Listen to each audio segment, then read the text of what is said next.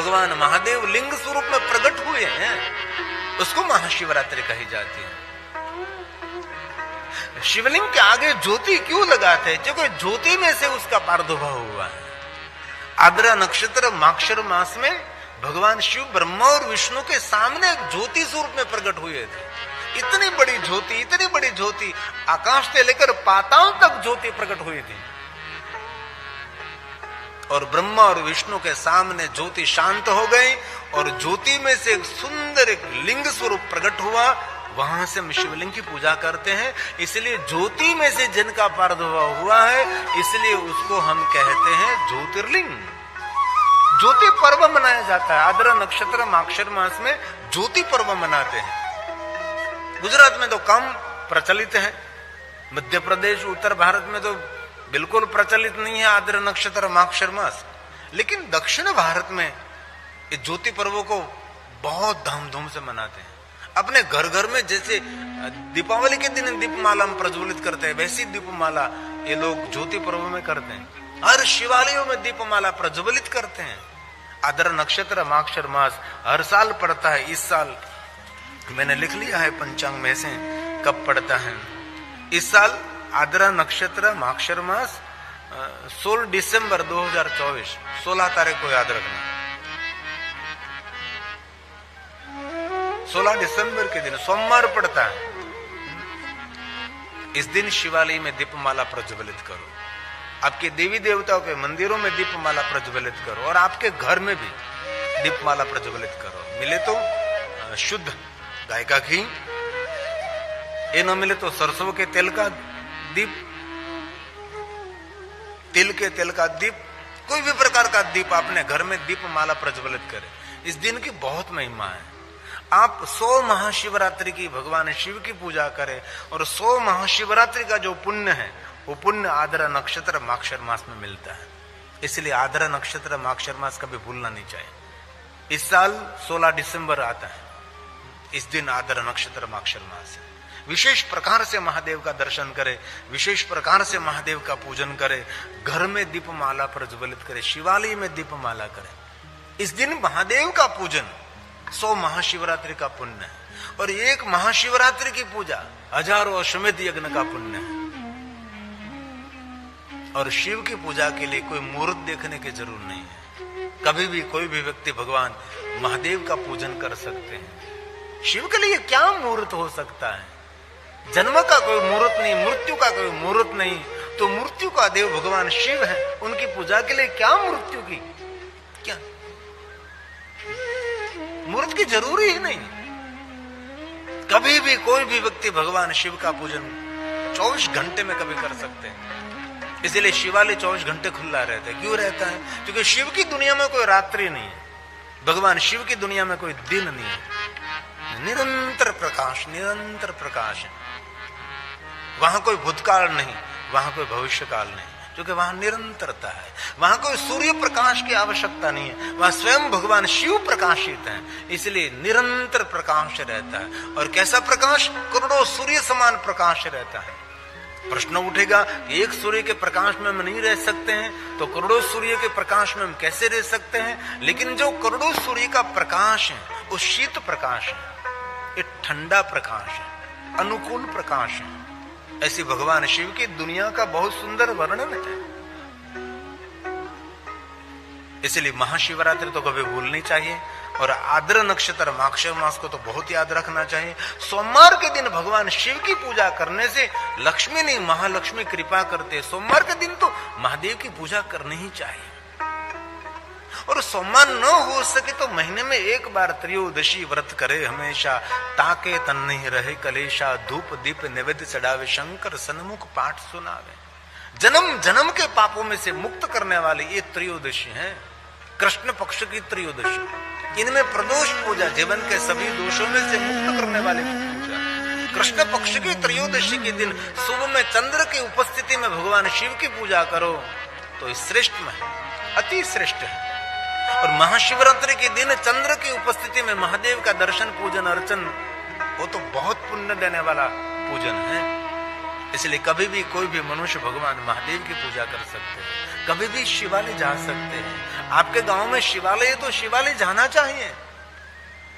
शिवालय पहुंचने से जो पुण्य मिलता है, ऐसा पुण्य कहीं से आपको नहीं मिलेगा। कोई मनुष्य शिवालय पहुंचता है, विश्व के सभी तीर्थों की पूजा का फल मिलता है। कोई व्यक्ति शिवालय जाकर भगवान शिव का दर्शन करते, उनको विश्व के सभी देवी देवताओं की पूजा का फल मिलता है। शिव महापुराण ग्रंथ में तो कहा, शिवालय जाकर भगवान महादेव का दर्शन पूजन अर्चन करते, उनके पुण्य की महिमा देवता भी नहीं गा सकते। अरे स्वयं महादेव ने कहा कि मैं भी नहीं गा सकता। इसलिए जीवन के व्यस्त, अपने जीवन के अस्त व्यस्त समय में से थोड़ा समय निकालकर विशेष प्रकार से शिवालय जाकर भगवान शिव का दर्शन भी करना चाहिए। अरे घर में भी शिव पूजा कर सकते हैं आप। घर में जो शिवलिंग रखते हैं उसको चलित शिवलिंग कहा जाता है। और कभी अवसर मिले तो मिट्टी में से शिवलिंग निर्माण करके पार्थेश्वर महादेव का भी पूजन करें। मिट्टी में से शिवलिंग निर्माण करते उसको पार्थेश्वर महादेव कहा जाता है। एक शिवलिंग से लेकर करोड़ों करोड़ों शिवलिंग की पूजा की भी महिमा है। मिट्टी में से शिवलिंग निर्माण करें। आप आपका मंगल और कल्याण करना चाहते हैं तो महादेव को कभी भूलना नहीं चाहिए। हर पल शिव को याद करें, हर पल महादेव को याद करें, हर पल शिव का स्मरण करें। हलता चलता खाता उठता, घर में, वन में, शमशान में, कहीं भी निरंतर महादेव को याद करें। शिवलिंग समग्र ब्रह्मांड का प्रतीक है। आकाशम लिंग मित्याहु पृथ्वी तस्य पीठिका आलयम सर्वदेवानम तस्मा लिंग मुच्यते। एक शिवलिंग की पूजा करने से ब्रह्मांड में जितने जितने देवता है, सभी देवताओं की पूजा का फल एक शिवलिंग की पूजा से मिलता है, एक शिवलिंग के दर्शन से मिलता है। आलयम सर्वदेवानम। शिवलिंग क्या है? आकाश का प्रतीक है। आप किसी को भी पूछो आपको आकाश कैसा दिखाई देता है, आकाश शिवलिंग का आकार है और पूरा विश्व ये आकाश के अंदर है। तो आकाश के प्रतीक स्वरूप हम सभी ने भगवान महादेव के शिवलिंग की पूजा का प्रारंभ किया है। और आकाश को धारण करती मां धरती, पृथ्वी, इसलिए पृथ्वी एक पीठ का प्रतीक है। पृथ्वी की पूजा पीठ में करते हैं, इसलिए लिंग और पीठ शिव और शक्ति का स्वरूप है। शिवलिंग और पीठ आकाश और पृथ्वी का प्रतीक है। विश्व के कोई भी देवी देवताओं की कथा सुनो, सब भगवान महादेव की उपासना करते हैं। इंद्र को देखिए तो इंद्र भी महादेव की उपासना, ब्रह्मा जी को देखिए, वरुण को देखिए, कुबेर को देखिए, विष्णु भगवान तो महादेव जी के परम भक्त हैं। भगवान विष्णु जैसे शिव भक्ति कौन कर सकता है? दुनिया में कोई विष्णु जैसे शिव भक्ति नहीं कर सकता। शिव भक्तों में जो शिव भक्तों के सिर मुकुट कोई है तो भगवान विष्णु है। पहली लाइन में पहला कोई महादेव का भक्त है तो विष्णु भगवान है। इसलिए आप आपका मंगल करना चाहते हैं तो विशेष प्रकार से महादेव को याद करिए, विशेष प्रकार से भगवान के स्तोत्र का गायन करें, विशेष प्रकार से भगवान शिव का स्मरण तो करें, लेकिन महादेव का पूजन भी करें। कहीं भी शिवालय हो तो वहां जरूर जाना चाहिए। शिवालय पहुंचने से विश्व के सभी तीर्थों की यात्रा का फल मिलेगा। महादेव का दर्शन करे, नंदी महाराज को प्रणाम करे, कुर्म को प्रणाम करे, गणेश जी को प्रणाम करे, हनुमान जी को प्रणाम करे, माता भवानी को प्रणाम करे। जो साथ में ले गए हैं मान सम्मान के साथ भगवान के चरणों में अर्पण करे, लिंग और पीठ से दूर अर्पण करे और भगवान शिव की परिक्रमा करे। परिक्रमा मार्ग रहता है शिवालय में। शिव जी की पूर्ण परिक्रमा नहीं होती, शिव जी की अपूर्ण परिक्रमा रहती। क्यों? जीव अपूर्ण है, शिव पूर्ण है, इसलिए पूर्णानंद की परिक्रमा अपूर्ण जीव कभी नहीं कर सकता। इसीलिए जलधारी से हम वापस आते हैं, फिर जाते हैं, फिर जलधारी से वापस आते हैं और भगवान शिव को स्नान कराया हुआ जल आंख और मस्तकों पर धारण करने से गंगा नदी में और तीर्थों में स्नान का फल मिलता है। एक संख्या में परिक्रमा करें, 1 करे, 3 करे, 5 करे, 7 करे, 9 करे, 11 परिक्रमा करें। और भगवान शिव जी को हम कुछ भी अर्पण करते तो अखंड अर्पण करते। क्यों भाई अखंड? सभी देवताओं के सामने हम श्रीफल तोड़ते हैं, लेकिन महादेव के सामने श्रीफल फोड़ते तोड़ते नहीं, पूरा श्रीफल अर्पण करते। क्यों? अखंडानंद भगवान। इसलिए जो कुछ हम वस्तु अर्पण करते हैं अखंड वस्तु अर्पण करते हैं। श्रीफल अखंड, पुष्प अखंड, खंडित वस्तु नहीं। भगवान को अर्पण करते तो अखंड बिल्व पत्र पूजते।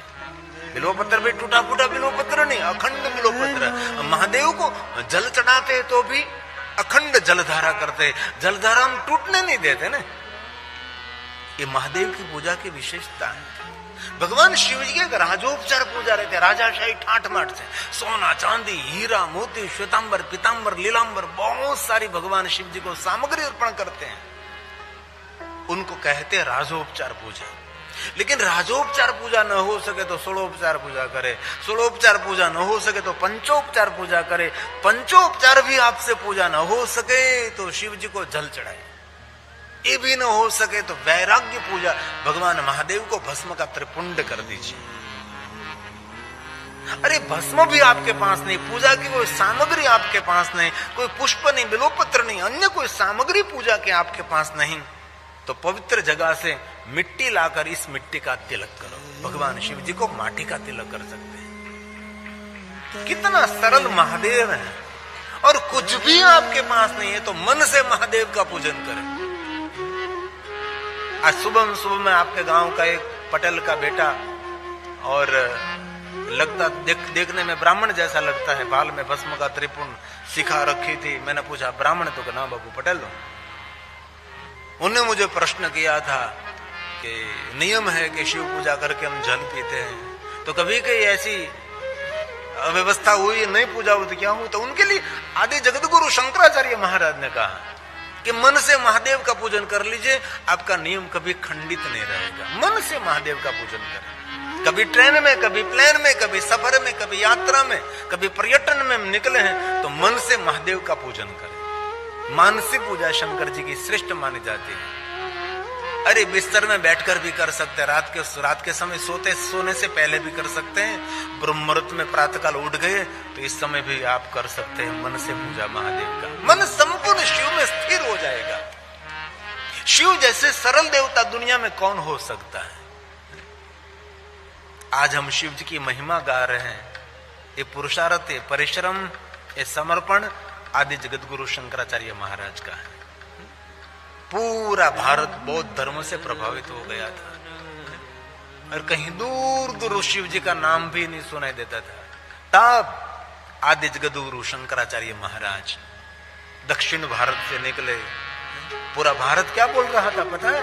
बुद्धम शरणम गच्छामि, बुद्धम शरणम गच्छामि, बुद्धम शरणम गच्छामि। पूरा भारत। तब आदि जगत गुरु शंकराचार्य महाराज छोटी सा उम्र में निकले, लोगों को कहा बुद्धम शरणम गच्छामि तो सही, लेकिन इससे पहले शिवम शरणम गच्छामि, शिवम शरणम शंकरं शंकराचार्यं। ये परंपरा महादेव की केशवं बादरायणं सूत्रभाष्य कृतो वन्दे भगवन्तो पुनः पुनः शंकरं शंकराचार्यं।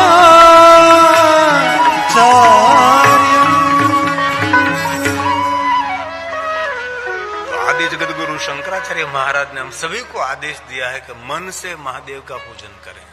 मन कहीं भटकेगा नहीं, मन कहीं नहीं विचलित होगा। इनमें बहुत सारे शिव भक्तों को मानस पूजा कंठस्थ रहती होगी। हम लोगों को कुछ कंठस्थ नहीं से ऐसा नहीं मानना, और दूसरों को भी कंठस्थ नहीं। बहुत पहुंचे हुए शिव भक्त होते हैं, सभी स्तोत्र उनको कंठस्थ रहता है। ये आदि जगत गुरु शंकराचार्य महाराज की परंपरा मानस पूजा। ये 2-3 पंक्ति बोलेंगे हम।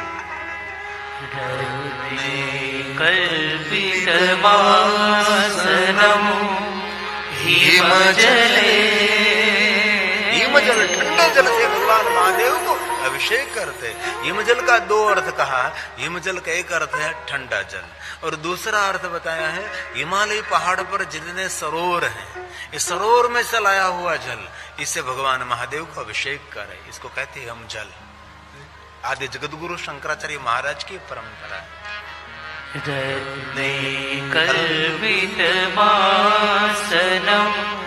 हिमजले स्नानं च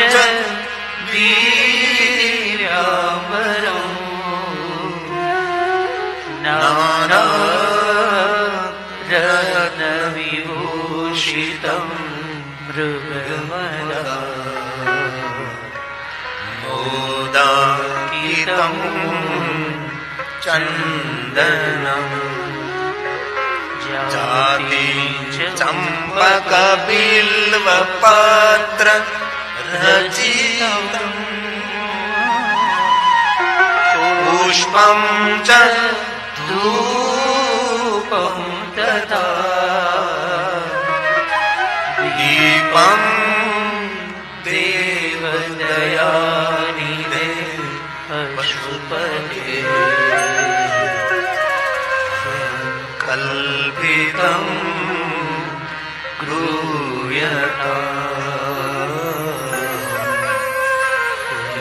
कल्पितं गृह्यता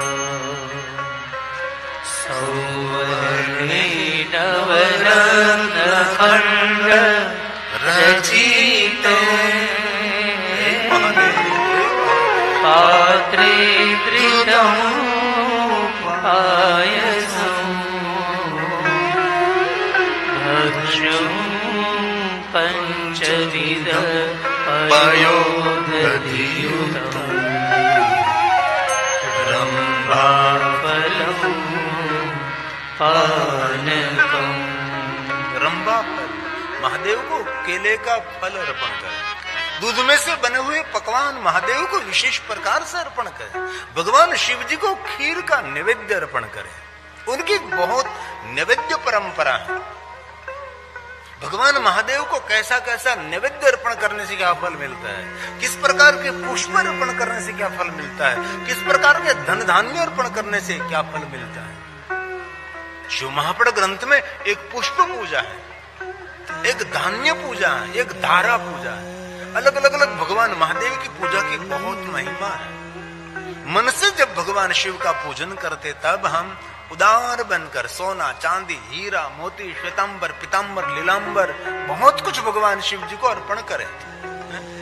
मन से महादेव का पूजन करते तब हमारा मंदिर भी स्वर्ण का रजत का होना चाहिए।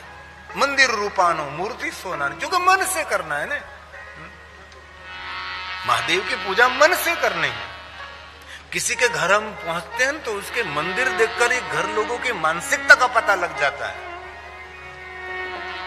हमारे सबके घर में भगवान का मंदिर रहता है, छोटा मोटा लेकिन मंदिर जरूर रहता है। लेकिन कोई कोई घर में पहुंचते हैं तो मंदिर में कुछ व्यवस्था ही नहीं होती। मृत वाटे, अगरबत्ती, जली हुई बत्ती, बहुत कुछ मंदिर में, भगवान की कोई व्यवस्था नहीं होती।